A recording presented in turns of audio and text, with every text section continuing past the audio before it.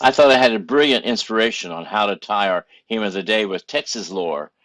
I even shared it with the yarn winders on Thursday and in the sacristy on last Sunday.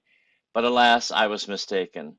His courthouse and the saloon was called the Jersey Lily.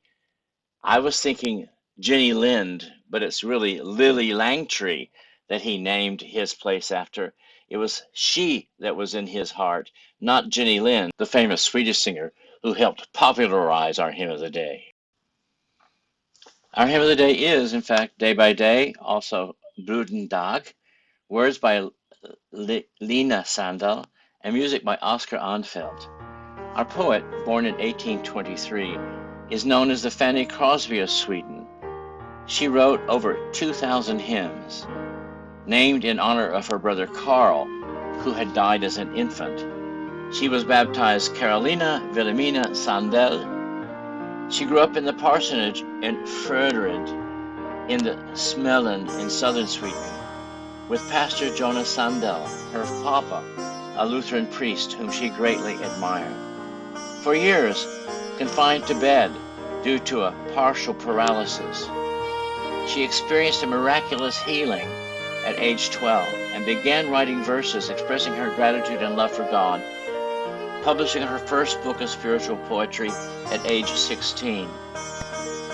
While on a boat trip with her father on Lake Vättern in southern Sweden, he fell overboard and drowned in her presence. 2 years later, her mother also died.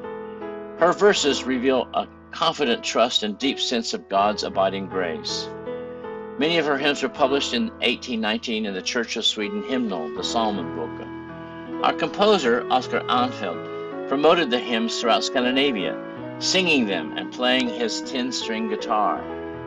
Anfeld even sang a command performance before King Carl XV, King of Sweden and Norway, winning royal support.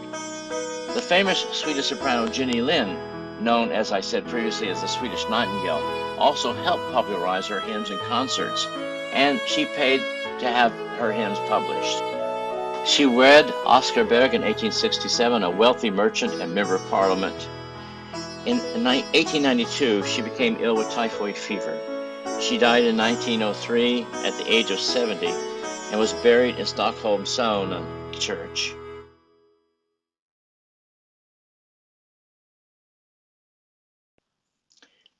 Here's a recording in the original Swedish with a more accurate English translation.